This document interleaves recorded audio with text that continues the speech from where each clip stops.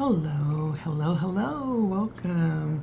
Welcome to Letty Speaks, to today's talk around healing.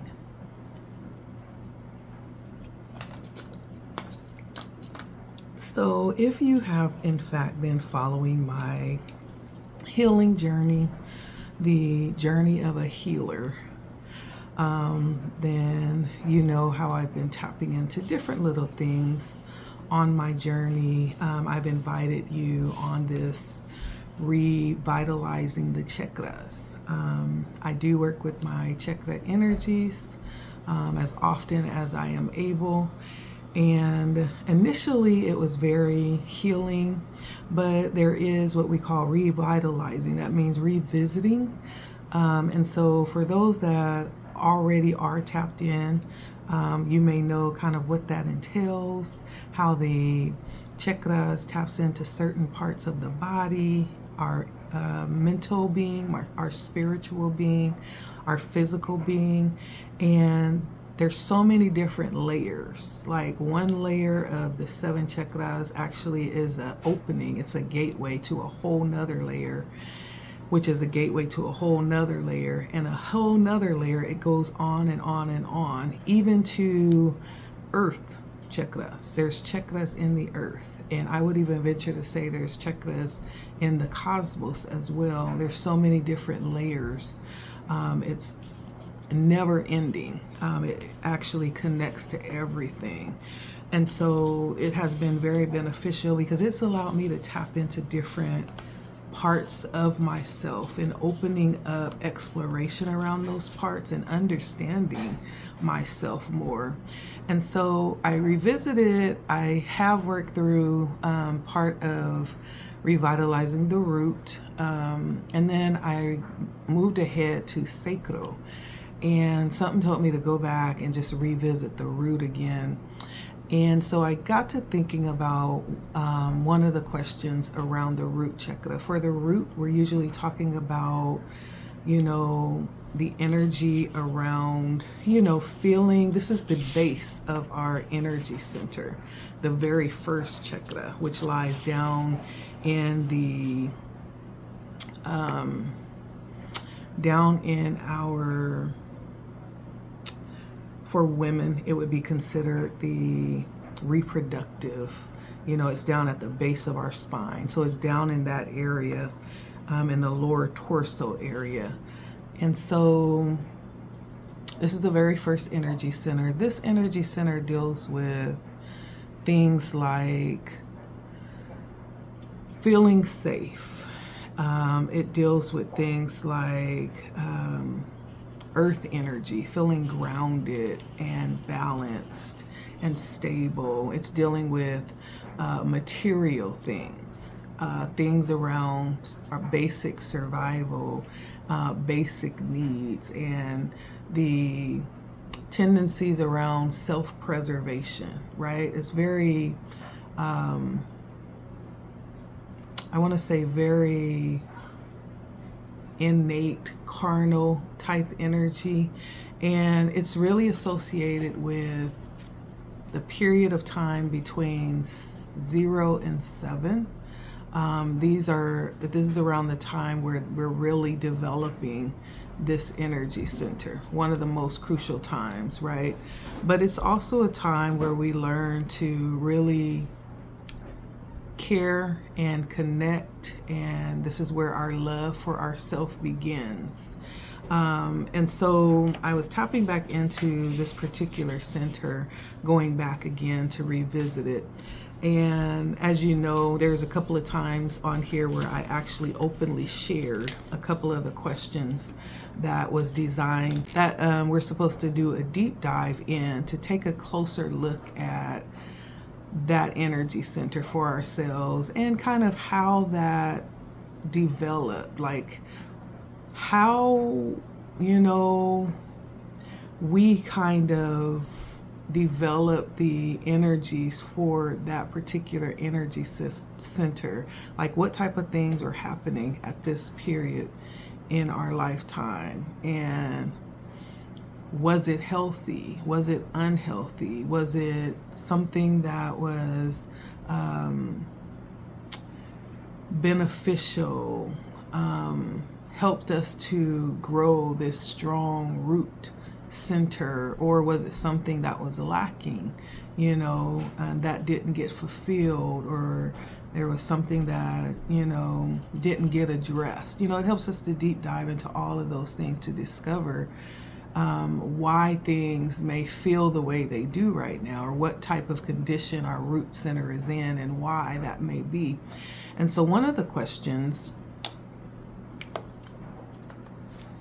was, just asking a simple question, because it is around basic needs. Like, one of the questions was, are your basic needs being met? Why or why not? This one drew my attention today as I was kind of reflecting on a couple of things. And so I began to re-delve back into my root.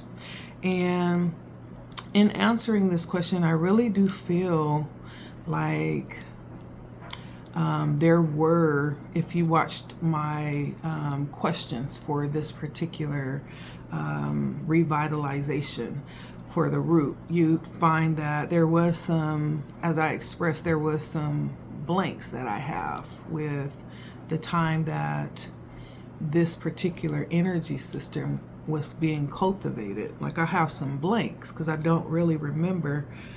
There was a lot going on during that time in my upbringing, a lot that was out of our control, and so it was different, and so I definitely realized that there is some work to be done there, which I have been very conscious of that and open to, working through that as I'm experiencing life right now.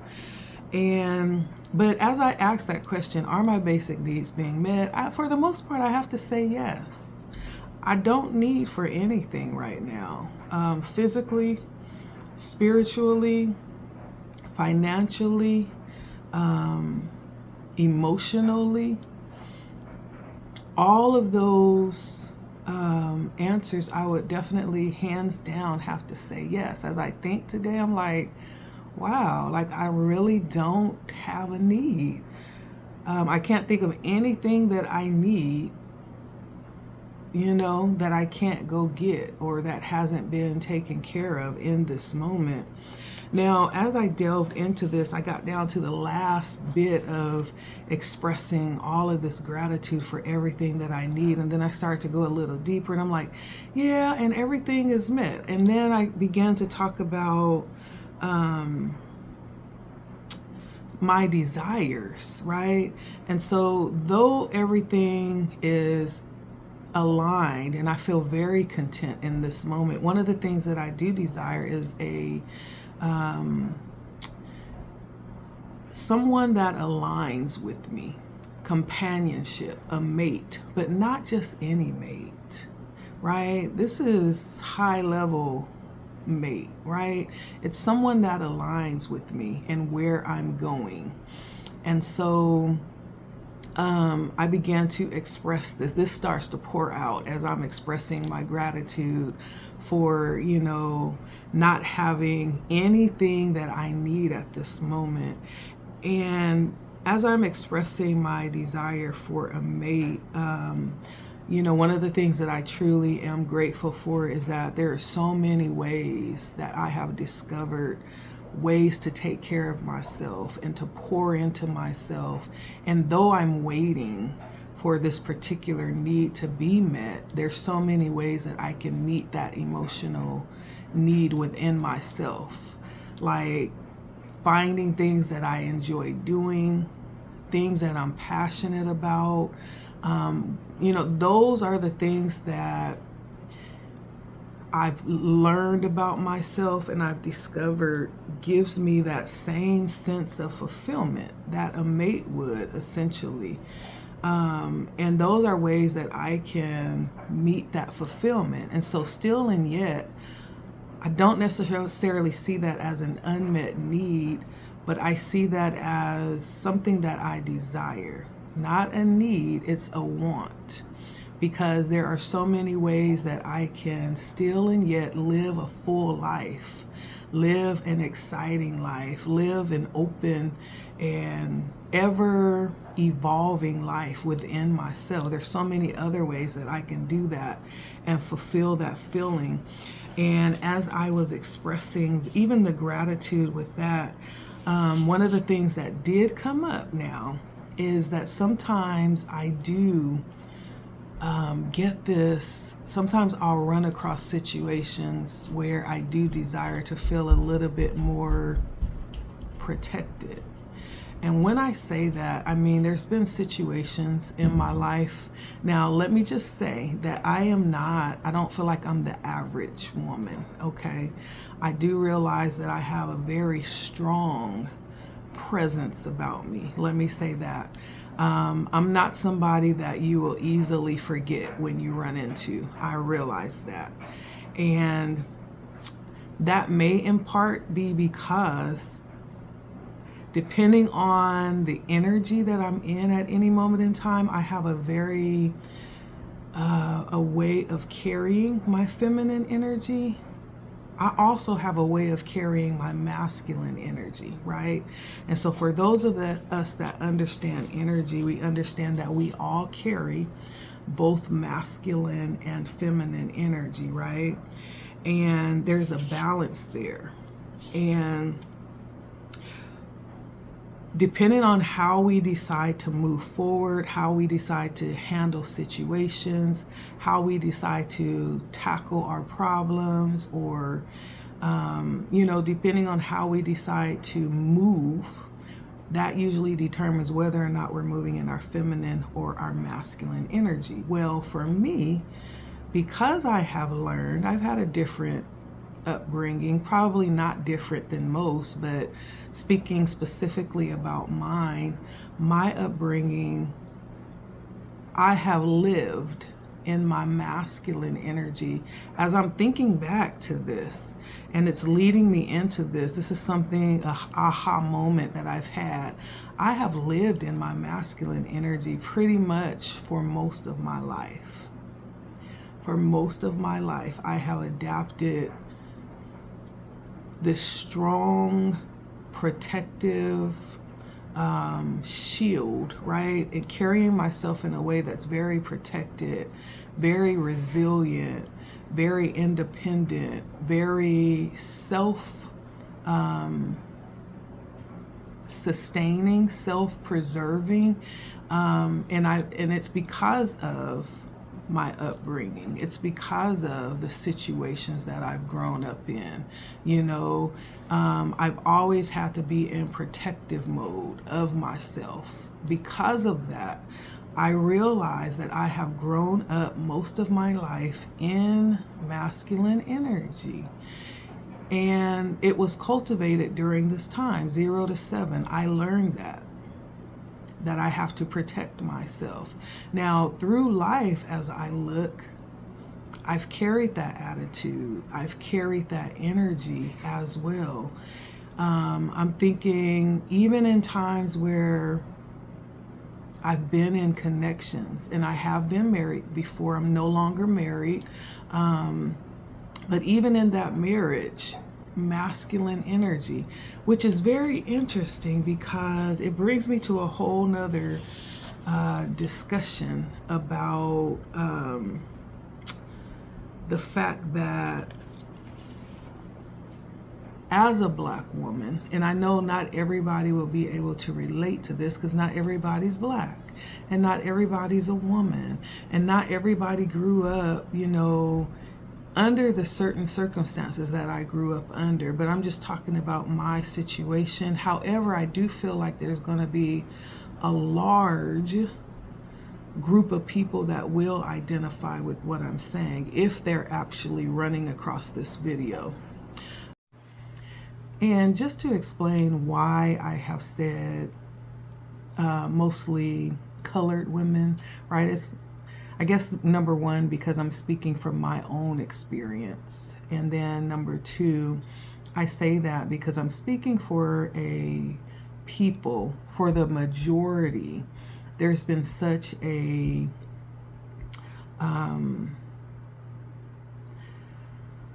disparity amongst the Black family, okay, for the most part.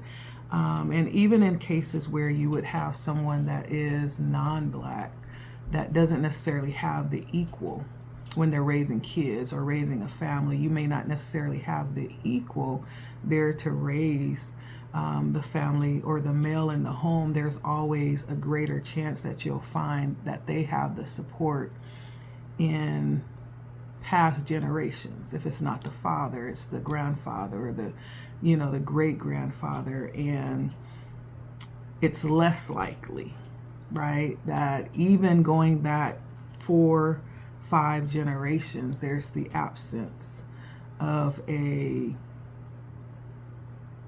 figure there. And so that's why I said that. And it doesn't go for everybody across the board. We're just looking at a majority, what I'm seeing. And so that's why I said that. But a large group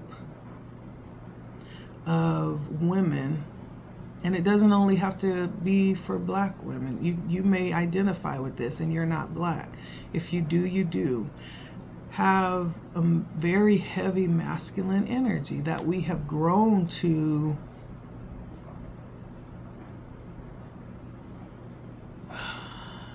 accept. I don't believe it was always that way, but as I look at the Black woman today, for the most part, most women of color are very comfortable, which brings up this subject for me, Black women and masculinity. That's the thing. It really is. And for those of you that don't understand, this is new to you, let me show you and explain to you what that looks like and what that means.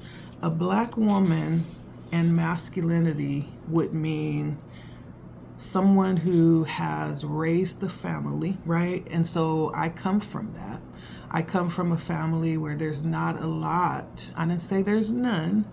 There hasn't been a lot of strong male roles in the family. Therefore, the mom, the feminine energy was the role for both feminine and masculine, and raised the family.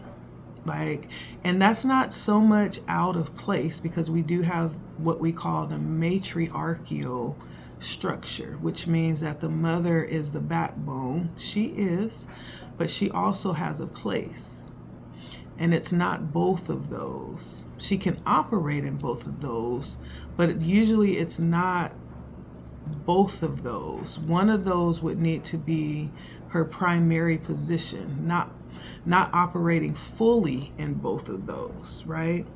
Because there are situations where you'll have a woman and she carries the masculine energy in the home, and then the man has a more feminine or more submissive role. That's not unheard of, and it's not really weird. I mean, it just depends on, because remember I said both of us, we both, women and men, carry both feminine and masculine energies.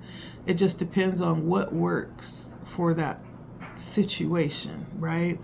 But we have, you know, women of color and masculinity means raising a family alone, right? All alone. It also means paying bills alone. Many of the women of color are the breadwinners. Many of women, and I'm not saying all, many of the women of color are the ones paying the bills. Many women of color are the energy of protection of the home, because the masculine is not present.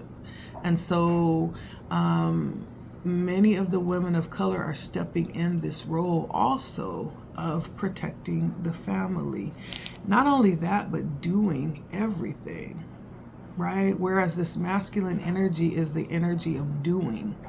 It's going out and making things happen. It's putting things together and making sure that things get done. It's problem solving and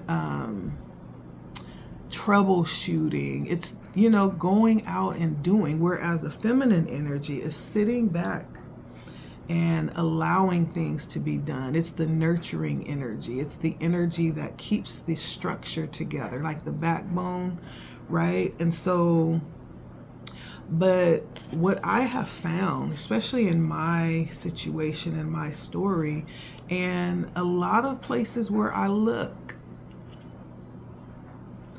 that the woman is doing, and so very much operating and mastering their masculinity, their masculine energy. Now, one other important aspect too is the woman is providing this level of spirituality. She is the spiritual leader over the family. And so many times you find whatever the woman is, whatever her belief is, whatever her spiritual structure is, that's what's being handed down. That's what's being given for spiritual nutrition. She's taking that role as well.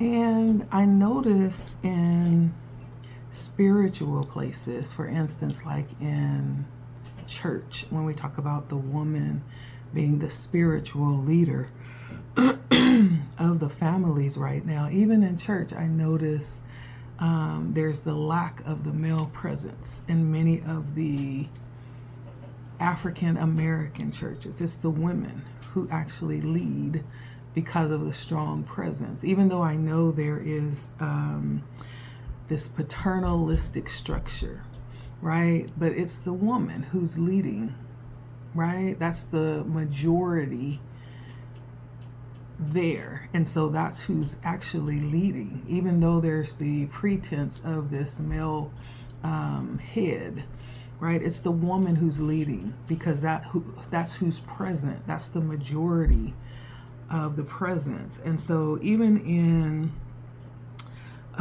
you know, spiritual presences, spiritual institutions, I find that the ratio of woman to man is unprecedented, which is very, I don't know how to take it. I don't know how to take it. It's very interesting, something to take note of for me. And so this gave me a whole lot to think about.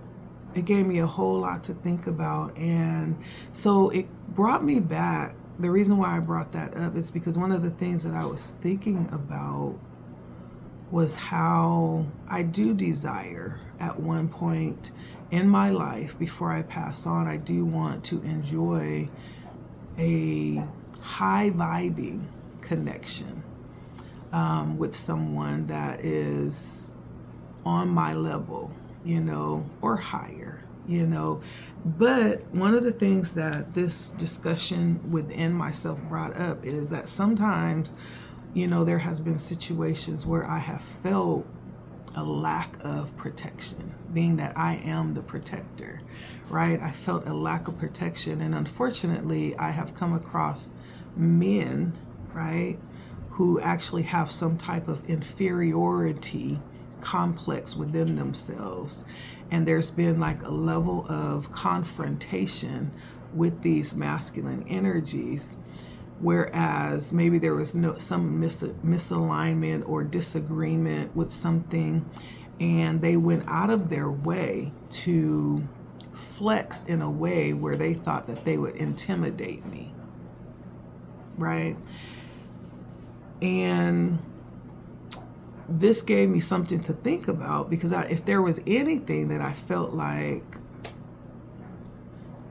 would be a need, I think that would probably be my number one thing that I would name, is sometimes I feel like I would like to feel more reinforced when it comes to protection, when it comes to having, you know, that energy of masculinity in that way when it comes to protection.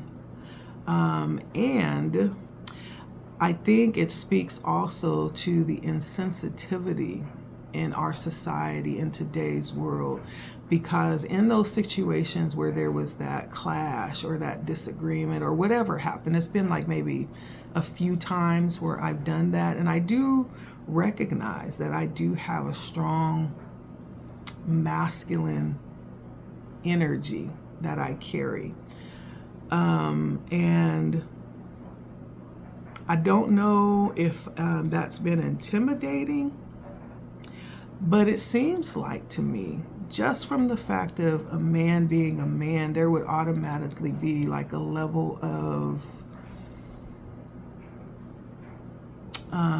acknowledgement, you know.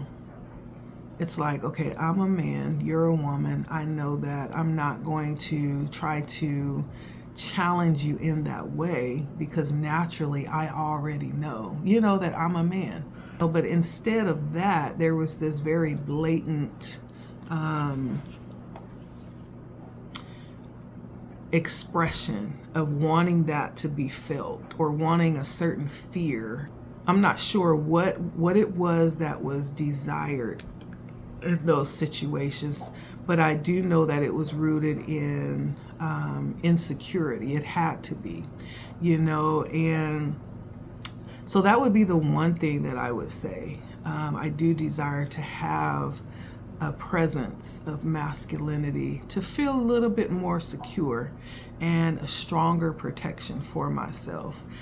There's definitely ways that I've chosen to protect myself, but who wants to, you know, snuff somebody out just because it goes there? You know, sometimes it could be handled in a different way, and sometimes it could be handled because there is that understanding there, you know, between men. And so I say that to say that it brought me to the thought of being in this very masculine energy as I sit here today. Though I've learned a lot about my feminine energy too, and I've also learned how to submit to that part of myself too, and it feels really good. It feels beautiful to me. And it took me a minute to learn how to do that, because I've been operating in my masculinity so long, and it feels good to me.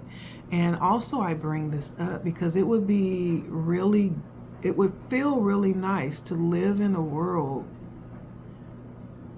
where I can be that and not feel like I have to be so protective. But the world that we live in challenges in that way. You know, many people no longer, you know, value the feminine energy. Instead of valuing the feminine energy, they see it as weakness, and they see it as an opening to step in and take advantage, instead of honoring the feminine energy. And I say that because as Black women, and I think I do speak for the majority of us, especially those that agree with what I'm saying and where I'm coming from, like, it would be really nice. It would be so nice to be able to operate in the feminine energy more, to live there, you know, instead of living mostly in the masculine energy. But what that would take, it would take for the men to understand their roles. It would take for the men to step up and take their place, so that we can step down and step back into our feminine energy. And I know that it's been difficult. There's been lots of things that have pushed us out of the home, you know, Black men. There's been lots of challenges that we've had in our community that separated the family. And that's caused, you know, the woman to have to take the lead. But even in recognizing that, the desire to bring things back into the right perspective, simple things like seeing someone on the street and seeing her carrying groceries, and you open the door as a man, you know, simple things like that. Or seeing, you know, someone in need of a masculine energy, and you step in to provide that masculine energy in that moment, just for that second, right? I'm not talking about crossing boundaries, but I'm talking about identifying the lack and stepping up into that position. And so it would be so very nice to be able to operate there, to be able to operate in my feminine energy more often. It would be so nice to live in a world that makes it safe to do so. Because right now, I'm not sure if it's safe to do so. Right now, I don't feel like if I was to operate, I don't feel very confident that if I was to operate more in my feminine energy, that would be complemented by men operating in their masculine energy. Somehow I still feel like there is a level of being in that energy that would place me in a position of being taken advantage of, being possibly used, being manipulated, because we're still seeing that as a weakness. We still have not come to understand that by honoring the feminine, it brings things into balance. And what happens when things come into balance? Things are blessed, right? Favor happens. Abundance begins to multiply. Because things are balanced. And when things are balanced, things begin to grow and come to fruition, right? And so I say that because I wanted to bring that up. I may have to do a live on this and kind of see what happens.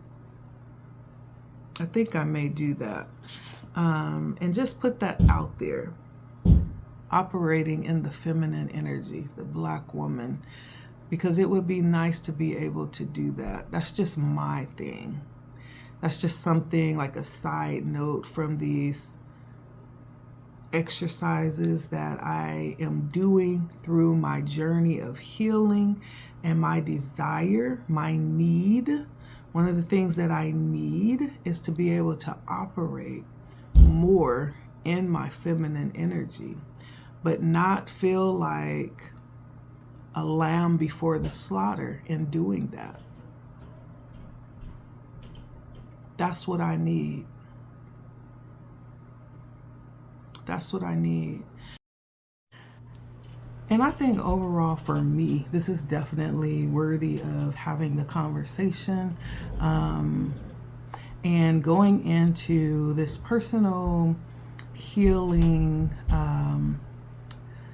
journey that I'm on, where I'm able to actually talk about certain things that I've experienced and things that I'm seeing. You know, it's important to have these conversations, to bring them to the table, and possibly it opens up the discussion about solutions, possibly. And even if not, there isn't an immediate solution, it will possibly open up discussion for awareness of what's happening or how it's being perceived by those of us that are affected by these circumstances. And so for me, this is what this brought up. Overall, I do feel like if there was anything that I felt was needed for me, that's how I would tap in. That's how I would express a need that I feel is missing for me. And I do understand that it's bigger than me. Even though it personally has affected me, it's a bigger issue, one that stemmed all the way back from my early years that has definitely affected my right now. Here I am in my older years, you know, and I'm still able to look and see how it hasn't changed much for young girls. I have 3 children, one of which is a daughter. Same experience pretty much. And so one of the things that sticks out for me too is the fact that men, when we talk about this energy of protection, like you are the gatekeepers for your daughters. You are the gatekeepers for your son. Many times there are things that we call rites of passage, or things that we are supposed to be held responsible when it comes to our children or our seed. Well, there's a whole energy that's missing with the male black men specifically. And then as time goes by, this becomes even more of an issue because it's not just black men. I understand that, but I'm speaking from a black woman's perspective. I could just say fathers in general, right? There's this whole energy or this whole area of responsibility that's not necessarily being fulfilled, you know? And so it not only affects this generation, but it's something that is just trickling down from generation to generation. As I stated, I say my particular people as a black woman because this is something that I'm able to see going 4 or 5 generations back. And it becomes less and less. It's starting to become even less of a concern. And so as I look, and if there is anything that I could say that I am in need of, that would definitely be one. Would be a presence of this masculine energy in regards to protection. There was a saying that I ran across once, and it says that the most unprotected person in the world is the black woman. And I felt that. I felt that strong down in my spirit. How true that is, I have to agree with that. I absolutely have to agree with that. And I think it's a bigger problem than we actually recognize, because in so many ways we've stepped up to the plate to fill that missing role, but that doesn't mean that we want to fill that missing role, right? There's still a need for you to step into place, into your place, into spaces where you were meant to be, where you're meant to operate by nature. And so if there is anything that I could say that I feel like I have a need for, it would definitely be that masculine presence when it pertains to protection. Okay, that's my spiel. All right. My name is Letty. Thank you for stopping by and having discussion with me around this healing journey that we're on. I know that looks different for everybody, but really, I do believe we're talking about the same things. We really are. And so feel free to comment. If you want to follow along, definitely subscribe. Make sure you hit the bell, okay? Lots of good discussions happening. And with your input, you could make it even better. So feel free if you feel led to comment and, you know, add to what I've said, okay? Thank you for stopping by. It's been Letty Speaks. And so, till next time, take care of yourselves. Bye.